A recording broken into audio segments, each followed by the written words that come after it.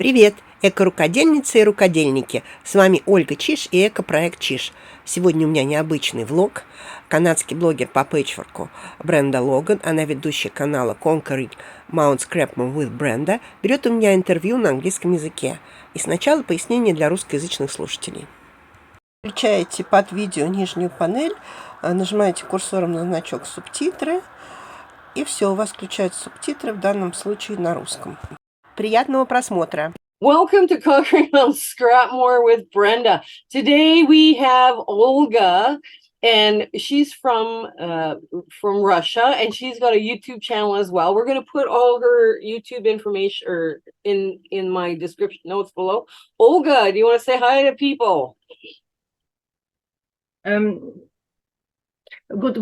morning or good evening. I don't know what time of the day is in your country. Hello, Brenda. I'm glad to see you, and I'm very happy that you invited me to your channel. Yeah, well, that you are interested in my person. Well, first, you're a channel starting out, and you've got a very unique voice in quilting. Like your roses and whatnot that you were doing is just wonderful. And you got to talk to us more about your 100-day challenge. And there's lots of things about you that I find very interesting. So yes, I was kind of very excited when you agreed. I was like, "Ooh, she's agreed. She's agreed." So yeah, I'm happy. I'm just happy because I'm new in quilting, and well, I do only small things. I do only lunch mats, hot beds, and I have several blankets in progress, but I don't have enough strength to finish them. Yeah, so I'm really happy that you invited me. Oh, okay. So, okay, the first thing I want to ask you is, how long have you been quilting? I know, like, and you're quilting like the pot holders and the placemats and all that, but how long have you been quilting? How long have you been drawn into this hobby? I think a year and a half, maybe. In the end of pandemic, I went to a sewing course, and it was a live course, not online. And so I was just happy after this pandemic to go out and to see real people. And we had an intensive where we have sewn 4 things. It was trousers, a skirt, a shirt, and a dress in 1 month. And there I remembered how to sew. And after this, I started making some small things, some cosmetic bags. I started recycling some clothes, like ties, for example. Oh wow, that's a makeup bag. Yeah, and this is made of.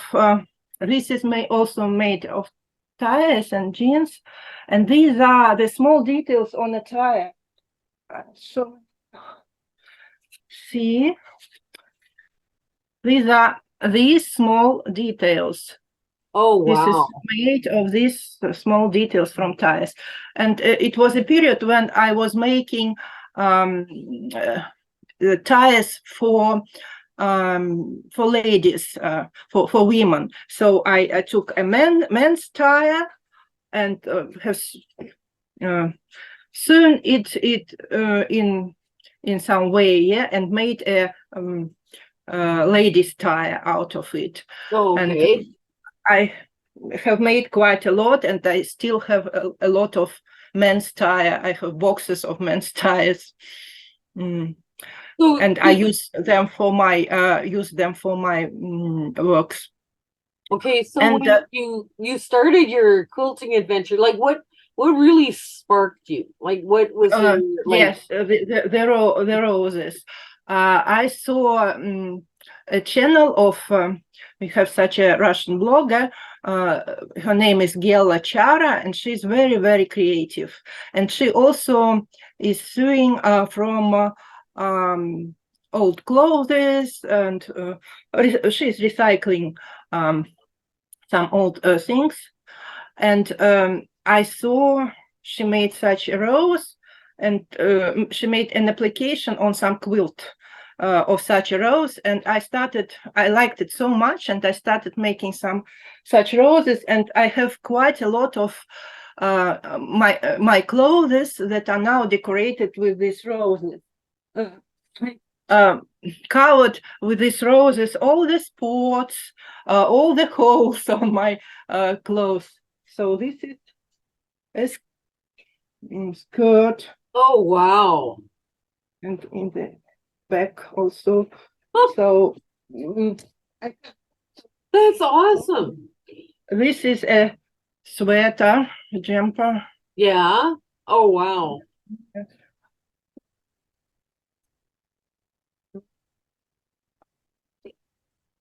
The skirt. Oh, very cute. Oh my gosh, that is adorable. What a Oh. lovely little way to pop something, very plain and just make it just kind of like, pop and be yours, that is real. Like even the roses behind you, the blue and red roses behind you, those are lovely. And that's just all a scrap fabric or recycled any fabric. Like, is it Any fabric. so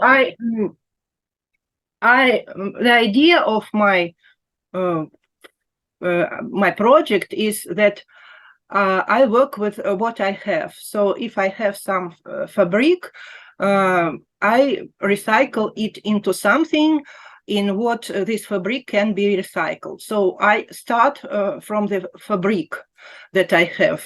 I don't buy anything. Even before I started this challenge, the challenge is that I make 100 things without buying nothing for my work, without buying any materials. Out of the materials Olga, is that a European challenge or is that a worldwide challenge? Or because I'm in Canada, you're in Russia. I don't know. No, I took it from I think she's American blogger, Crazy Rebecca. I saw this challenge by her, and I decided also to start my challenge. Yeah. The same. And I have now 20 things made. 20. So okay, 20. Oh my. 20 things made out of 100. So I have 1/5 made, and I buy nothing. I started this challenge on the 19th of May, so it is 3 months, and I made 20 things in 3 months. So I think that in 15 months I will do this the whole challenge. Wow, that's and actually too, that's an amazing challenge to get, because I know just from my stash I could probably easily make 100 quilts easily, right? Just and because doing my orphan blog challenge, I'm amazed at how many quilts I've already made. Like it's just like I think it was like 30 and then 56, and I can't even tell you where I'm at now. Yes. Like I did 30 and 30 batch, and then another additional 56, and then I've got a bunch more now. So and all I'm doing is orphan blocks. I'm not touching my stash, right? I mean, the stuff I have of fabric yet. So, but that's a really cool challenge, because that we all have craft supplies, all of us. If we're doing any kind of crafting, or we just have more craft supplies than we possibly ever need, So in 3 months, I didn't even have an idea to buy something, because I understand that I have everything, and I have a lot of everything. And I do not buy anything, but I still can take gifts from another people, because I recycle their their stuff. It is secondary stuff. It is not a new stuff. So people continue bringing and giving me some clothes or some rests from production, and so I don't have any need to buy anything. So the same is about accessories like zippers, buttons. People give everything that they don't need, and you don't need to buy. Because there's been a few YouTubers too on over the last year talking about fast fashion and how to recycle fashion, how to recycle things from that you can purchase from the thrift store, you know, and make it different or make it yours. And I always fascinated me because our society here in North America, we throw out so much stuff that could be recycled. I mean, for a while there, what was it? Bonnie Hunter started cutting up shirts, men's shirts for cotton shirts and putting them into quilts. And I did that for a while, and there's nothing wrong with that fabric. That fabric is absolutely stunning, you know? So, yes, of course. Yeah, because there's actually my dream to start making clothes, recycled clothes, and I have several ideas, and I even have material for it, but I don't have enough time to do all that I want. I have hundreds of ideas and no time to fulfill. Yeah, I have a box in my sewing room here. It's about, you know, like about yay big by yay big. It's a cube, one of those cube boxes full of ideas. And I don't even get past the first inch, right? Like, I mean, they're old. Some of these ideas I'd have to dig for, you know, because I put all my ideas in one box. Neither one of my girls quilt, so that'll all be in one place. I can take it and throw it out. But yeah, the ideas on what to do and, you know, what things to play with. Yeah, that's I have hundreds of started projects, like a work in process. I have so many. I have several boxes of the things that I started. Actually, what I do now is are small things like lunch mats, cosmetics bags. I'll show you my bags because I mainly give them as presents, but this I kept to myself. It is made of jeans seams. Oh wow! And inside, it's an old men's shirt. Yeah. And the original pocket from jeans. And this is the original belt from jeans, waistband from jeans. And zipper is also secondary. So even zippers are secondary by me in my projects. Olga, my grandmother and my mom's, like both grandmothers, they would save buttons. They'd pick out zippers. They would, you know, reuse. Like when the clothes had gotten too badly worn or whatever, they would take what they could out of it, and they would make quilts or make other clothing or, you know, other buttons. And, you know, they didn't throw anything good that they could reuse away. But we have become very, we can just pitch that. You know, and that attitude sometimes it doesn't sit right with me. But I mean, I try not to throw out stuff in my sewing room too. Like, just it doesn't sit right. It just, something's wrong with that idea. Yeah. So okay, so you started quilting during the pandemic.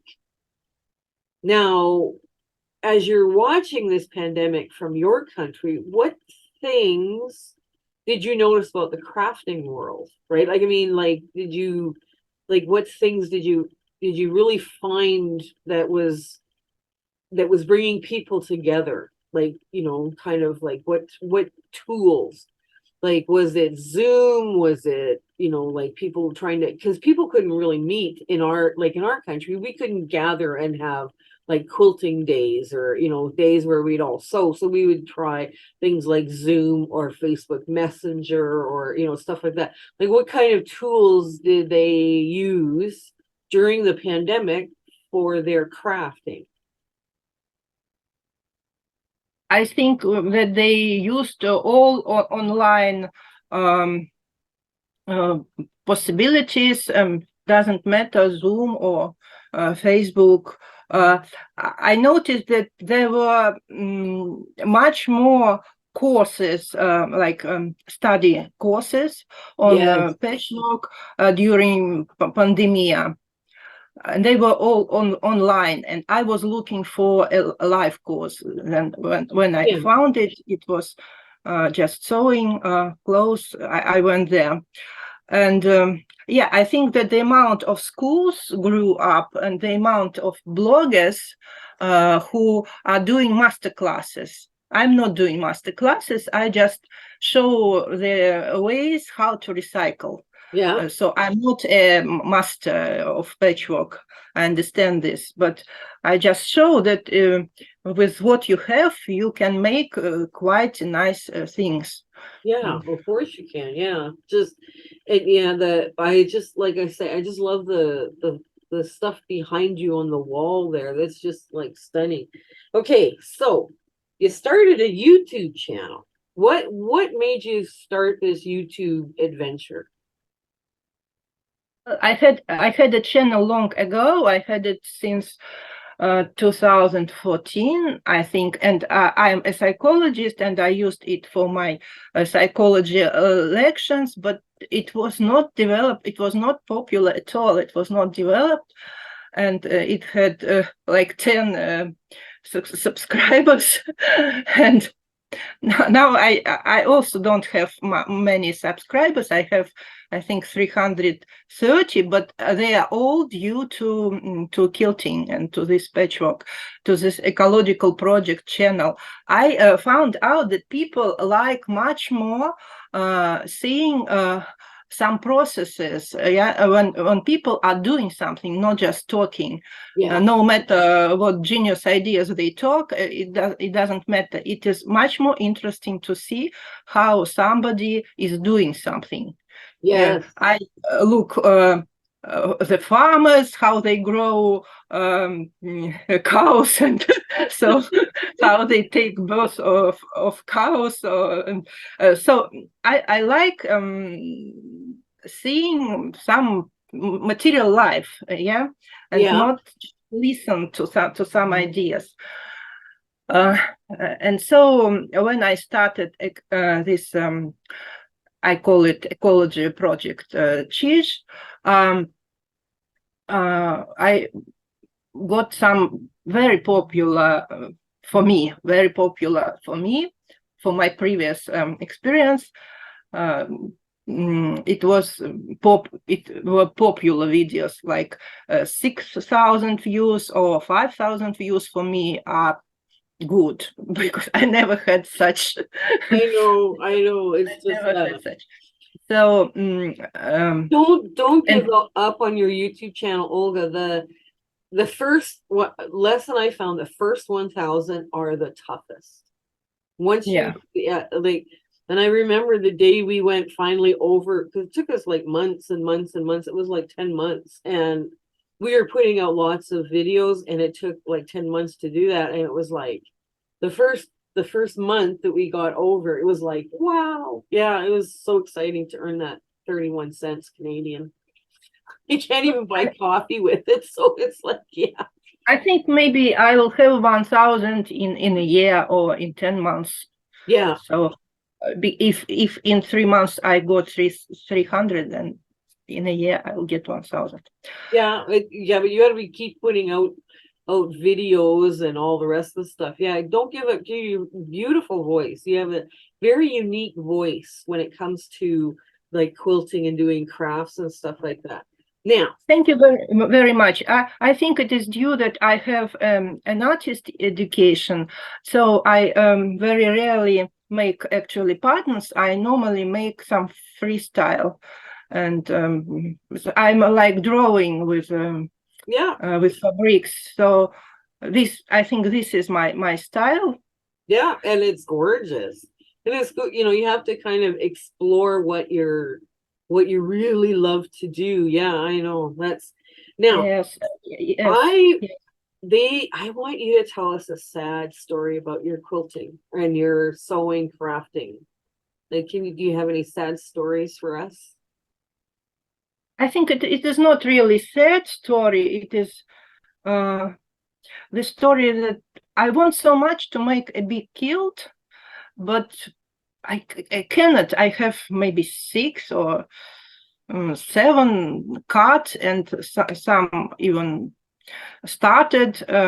The tops are started, but somehow I cannot finish anything. I don't have enough energy. You know about this, my long-lasting project, which is actually made by hand. Yeah, this Yes, you see, so you lovely. see Yeah, blanket. So it is 2-side. Yeah, yeah. it is sewn and quilted by hand. And I'm doing it the 2nd year, and I don't know where I finish it.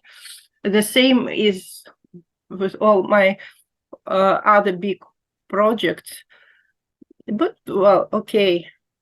I think the problem is that I don't have a big machine which will allow to quilt on the machine. So I can make only quilt as you go, and I don't like very much quilts as you go, because these bindings, well, they not always, they sometimes ruin, because if I'm drawing a picture, yeah, like this, Yes. I don't want to have bindings in between. So I Yeah, have the whole picture. Yeah, I did a couple of quilts as picture. Quilt As You Go, and I did different methods on Quilt As You Go, and I was like, yeah, no. Well, maybe I will try this. So I think that the problem is that I don't have an equipment to make to quilt a big quilt. Yeah, like, you know, you think, and two, it's our grandmothers, our great grandmothers, and you know, but before they had sewing machines, that's what they did. They hand quilted everything. They hand Yeah, you sewed know that. everything. It's like, Yeah, oh, like a I quilt would have also taken a couple of years.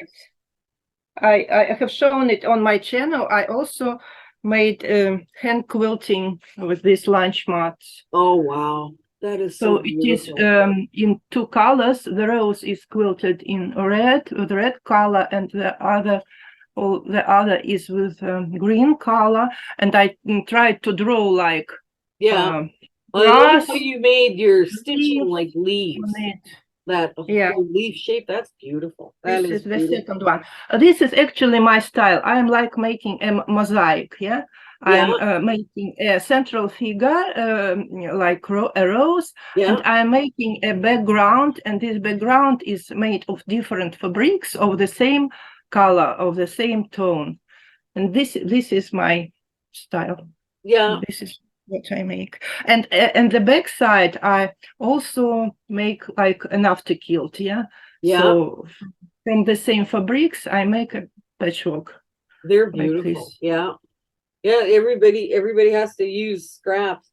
So what was a happy story about your quilting? Did you ever give something to somebody that they were just overjoyed to tears, or they tell us a happy story? A happy story is that I am happy when I see my friends wearing the things I do. I feel a tailor. For example, I have made several hats like this. Oh wow! I Yeah. should also show how I do it on my channel. So you see, it is an original jeans seam here. Yeah.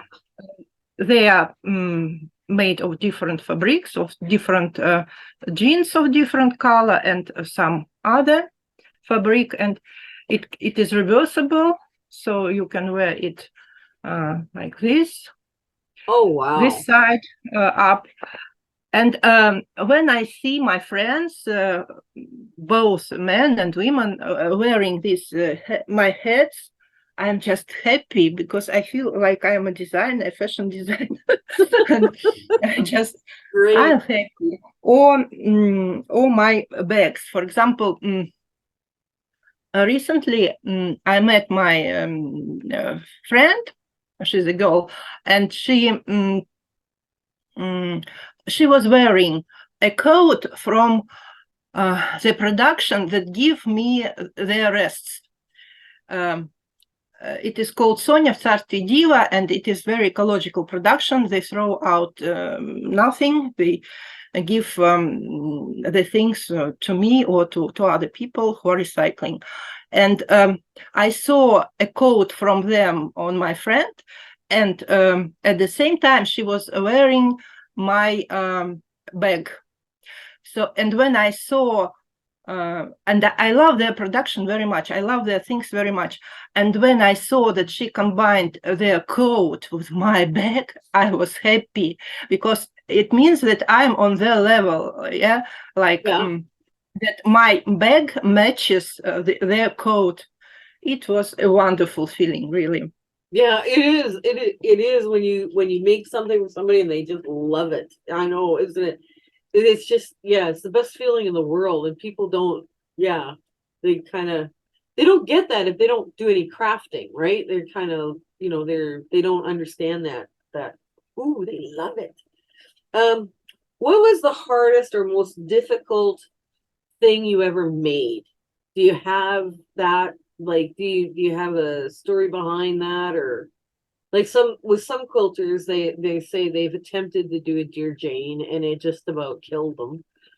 Some people say, well, I've just, I've done this and it was the hardest thing I've ever done. Like, do you have any of those, or do you just keep plugging along and keep working at something and hope that you get there? Or I think I haven't yet finished the hardest thing I'm doing. And I don't know which thing will be the hardest, because I have several long-lasting projects, very long-lasting. Maybe this Yesenin kilt will be the hardest. Okay, we'll check back maybe in not. a year. Maybe I will continue doing it by machine, and it will get easier. But I'm somehow stubborn, and I want to do it by hand. But maybe I will change my mind and continue it on machine, and then I can finish it.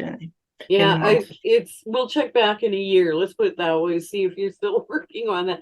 I know sometimes it's hard when you get to a certain point. It's like, okay, I've had enough. I don't want to do this anymore. Yeah, I know, you hit the wall, and that's it. Okay, what is your favorite part of the quilting process? My favorite part is, of course, inventing the top. Yeah. It is always improvisation. Yes. Because when you are sewing such a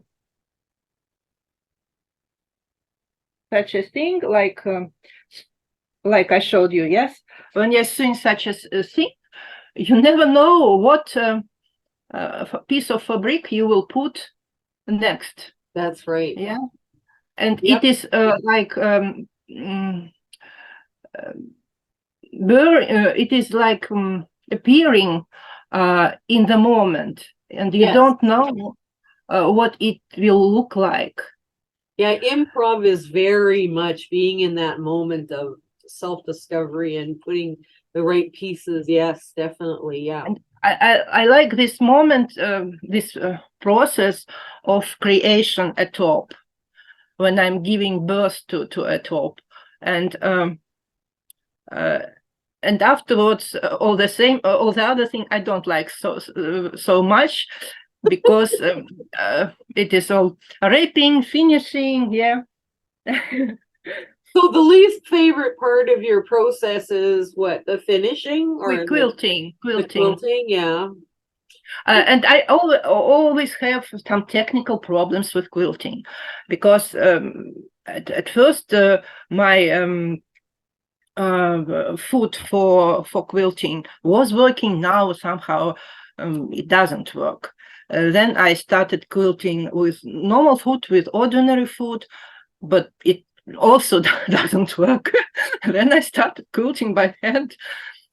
So I am not technically good. The main problems that I have are technical problems always. Yeah. So yeah, like you mean you're talking about your walking foot, right? Or are you talking about your hopping, your actual quilting? Yes. Mm-hmm. Yeah. And it doesn't work, and I don't know why. and I try another thread, I try another needle, and I don't know why it doesn't work. It worked, but it somehow stopped working, and that doesn't work. Yeah, sometimes you have to play with it. Sometimes it's the project, right? It's simply too thick. You know, that you just, you know, you're trying to pound a needle through, let's say, denim, right? Like jeans. Yeah, it might be too thick for the work, right? So I want to show you some of my borrow projects. They are made, of course, by hand. Wait. Borrow. Just imagine for example, the stuff you got beside you. For example, yes. this. Yeah. This is what I like, because for such things I even like hand quilting. Actually, I like hand quilting. Yeah, I find hand quilting soothing. You know, like. And this is, for example, this is the pocket for this future bag. And I have several like this. That's gorgeous, that one. I like borrow. I think when I have time, I make several borrow and sashiko bags. Yeah. This is also a top, and this is a pocket with fish. Oh wow, that's beautiful. You see the thing too with borrow, like with borrow and kanthas and kawandis, they're all kind of like a kawandi. Like I was really surprised when I was doing my hand stitch kawandi, how you just grab a piece, you throw it in. It was just like, it was so, you know, and then you stitch it along, you throw, you know, and keep going around until you're in. And I thought for sure this is. Oh, I saw your borrow video. It was very interesting. But that, like doing borrow or kawandi, I mean, borrow is beautiful, right? Because it's just, you know, so random and lovely, and you know, there's lines, and oh yes, with the bunny. I love it. I wanted to make it before the year started, the year of and this is the symbol of this year, and I still didn't finish it. Oh wow, that is awesome. And you're just using embroidery thread, or do you use pearl cotton? I use, it is called iris. Iris. It is called by us iris. I think, yes, it is embroidery thread. Okay, yeah, because people sometimes knit with it, with iris. Knitting. Oh yes, okay. I know what you're talking about. Yes, I know what you're talking about now. Yeah. When I was knitting, there was some wools that had, you know, 6 or 8 strands, and they were all kind of twisted around the beautiful cotton like, and they would come apart too. Yeah. Okay, we're winding this up, and if you have 3 tips for any beginner quilter, sewer, doing what you're doing, like reusing and recycling, what 3 tips would they be? Just 3. Start with what you have at home, with ordinary instrument, ordinary scissors, ordinary ruler. Make size templates for different sizes from carton, and just draw around them and cut. So you don't need expensive equipment in the beginning. And also you don't need to buy expensive fabrics, because you can just recycle if you try, and don't know yet whether you like it. You can just cut some old clothes, and you will be surprised how nice things you can make of old stuff that you have at home without any expense at all. And then when you get craftsmanship, when you when you learn how to quilt, you can of course buy expensive fabrics and good thread and so on. But just to try and to find out whether you like it, you don't need it all. Yeah, exactly. You don't need it all. And this is the first advice, and the second is that start with small things, because big quilt is the same that a small lunch mat. For example, this lunch mat consists of 3 details. Yeah, So, 3 panels are sewn together. yes, Yeah. 3 panels are sewn together.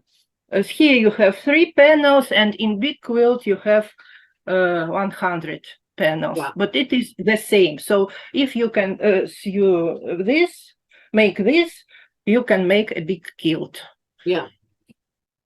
But you can learn on such small things. Yeah, that's true. That's very true. Yeah. Start small, keep it simple, and keep your tools simple. Yeah. I remember Mom, whenever we'd buy pantyhose, the cardboard that was inside the pantyhose, she wanted that cardboard, right? So she would also use cardboard from cereal boxes to make templates of what she was drawing and everything else. Yes. Yeah, and then she'd label it so if she ever needed it later. I had a whole raft of cardboard pieces that I got from her, and it was just like, yeah, and things that we take for granted now, because like we have the tools, we have these acrylic tools, and yeah, they use cardboard. They drew around every square. They made it perfect, but that would be long time. It'll take a long time to do something, wouldn't it now? Yes, but yeah, you're right. Starting out very small, very simple. Yes. Very good advice. And then keeping your project small. Yes, that's a really good one.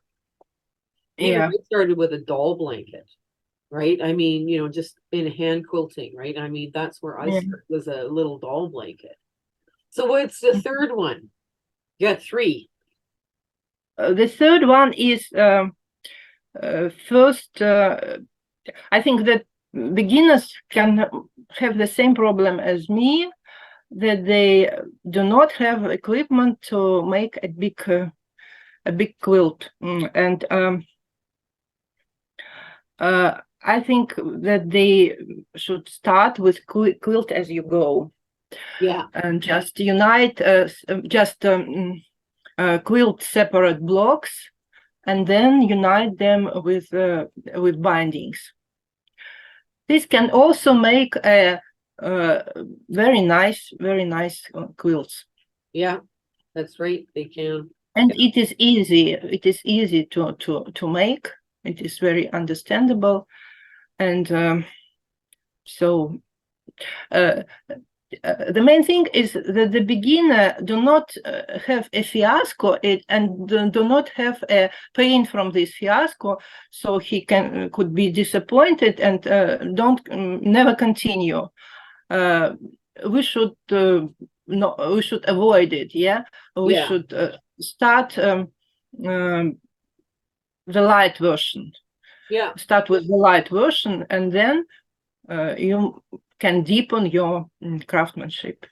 Yeah, I agree there, because I know some people they jump into quilting and they want to make a king size quilt, and it's like, no, you need to learn the basics first, then we move on to bigger projects. Yeah, they get overwhelmed, or they want to make a queen size bed quilt, with a nice drop and everything, and they get overwhelmed at just the weight of it, when they're trying to sew it, right? Or trying to do free motion quilting on their sewing machine. Yeah, definitely agree. It starts small, work big, and then work out.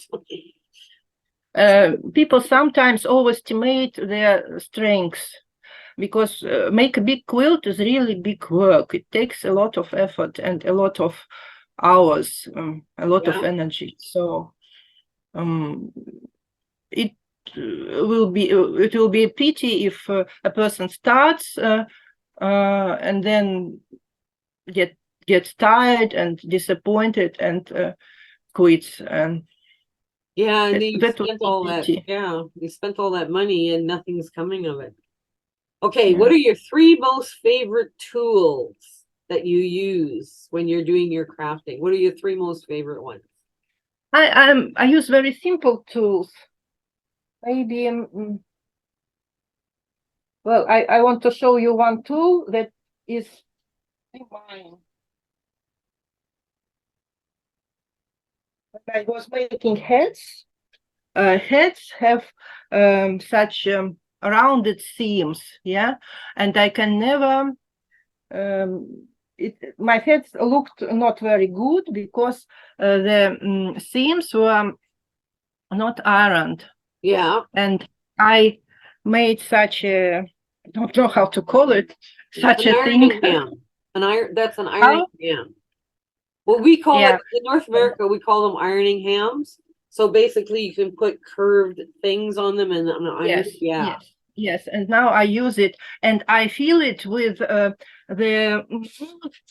tiny scrap like this. It is filled with the rest of the rest and threads and so on. So it is very ecological. Yes, that's yeah, those hams were stuffed with all, and they were stuffed hard. So they would stay hard. You know, they were almost overstuffed. Yeah. Very cool. Okay, your ironing ham is one.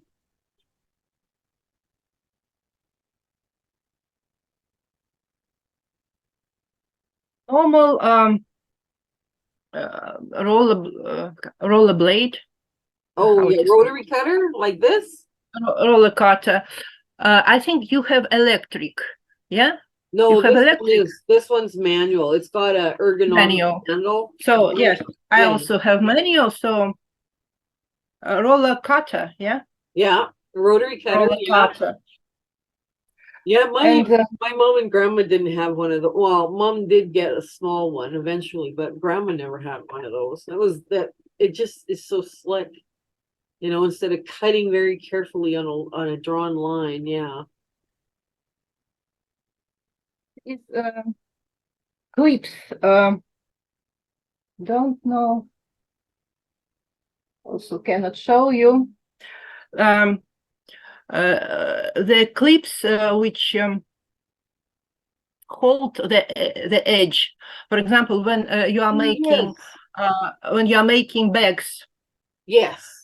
Those clips. Yes, I know which ones you're Yes. talking about. They're little plastic clips. Yeah. Yeah. I like them very much. Yeah, I use the metal binder clips for my stuff.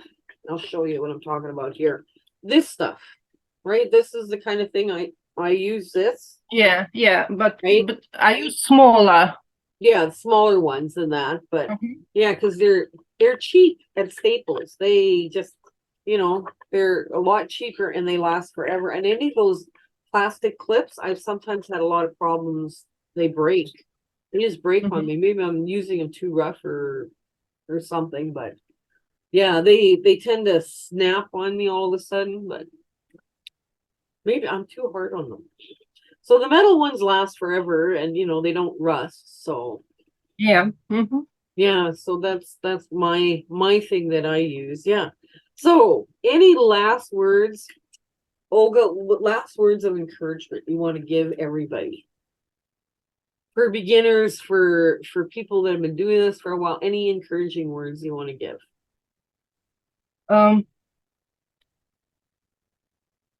Just try quilting. It is a very resourceful process because it is like a therapy. You have color therapy. You have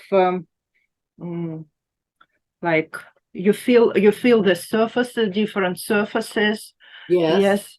And it is also very pleasant, very satisfying.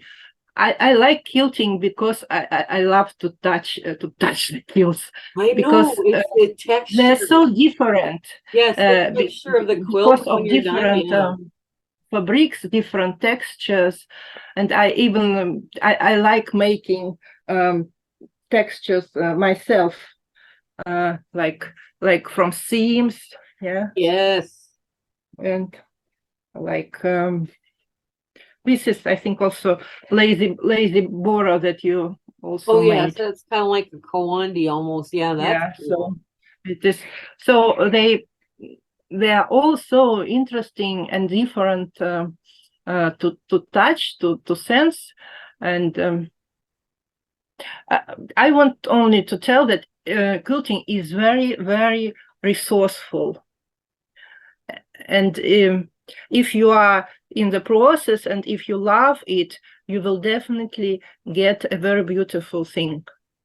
So just try it. Don't be afraid of it. It won't take your your resource, but it will give you much resource. Yeah, I agree. I very much agree. So anything you want to say? Anything else you want to say? Because we're getting to wind it up here. No, yes, maybe. Well, no, actually, I didn't expect that I will fall in love with quilting.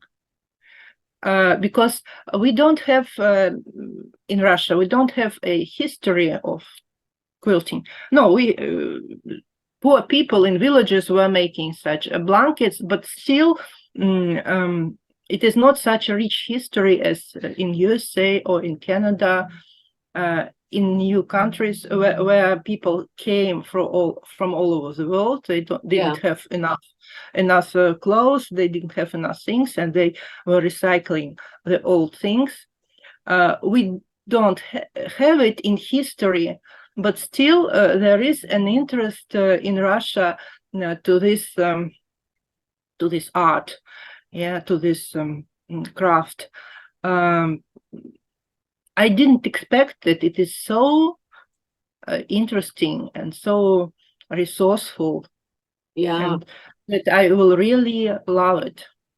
And too, you know, like even when you start throwing in the recycled clothes and all the different colors and textures and, you know, everything and all the fabric that we now have available, even the quilting fabrics, right? I mean, we have just an amazing array of fabrics. We walk into these stores and I'll take a yard of everything. No, I could never take a yard of everything, but you know what I'm saying? Like, it's stunning, some of the stuff that's available to us.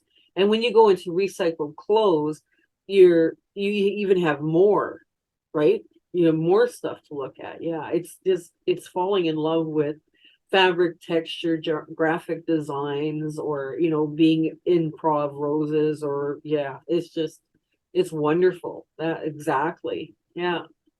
Well, Olga, I was so excited when you agreed to do this, and I am so thankful that we got together and we asked you about it and we agreed. I thought this would be so cool to do, and you give a different perspective than most quilters do, because you're not doing the great big quilts, and you're not doing the, you know, like, you're doing a lot of handwork too. That also, it was very enticing, you know, to get a different perspective.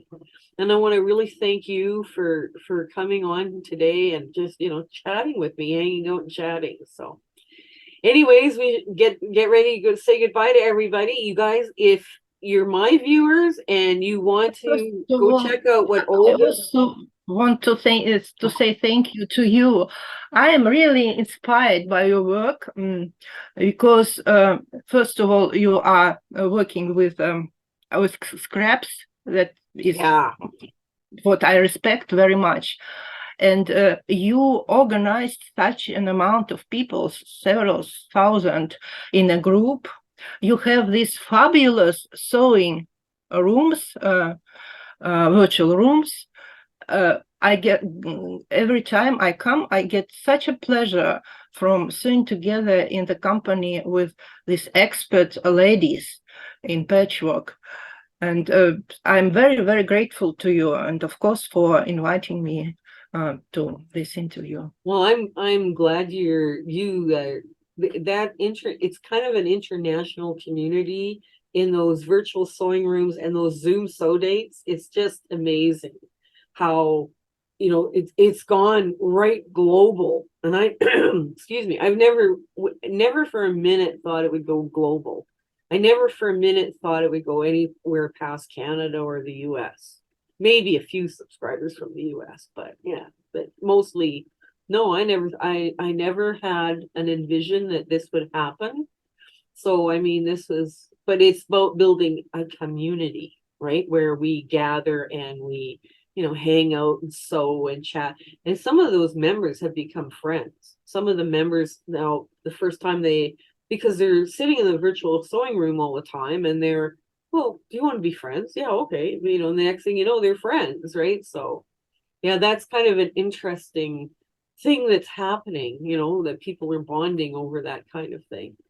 But yeah, I want to thank you again for coming. Now, my subscribers, if you have not checked out Olga, her YouTube channel is going to be in the show notes below. Go check her out. She knows the shout out is coming. So, go subscribe and say hi to her and all the rest of this, right? So that's hopefully she'll be able to get, a little bit bigger and, have some more subscribers, because the analytics too, as long as you're under 1,000, you're not put out forward very often.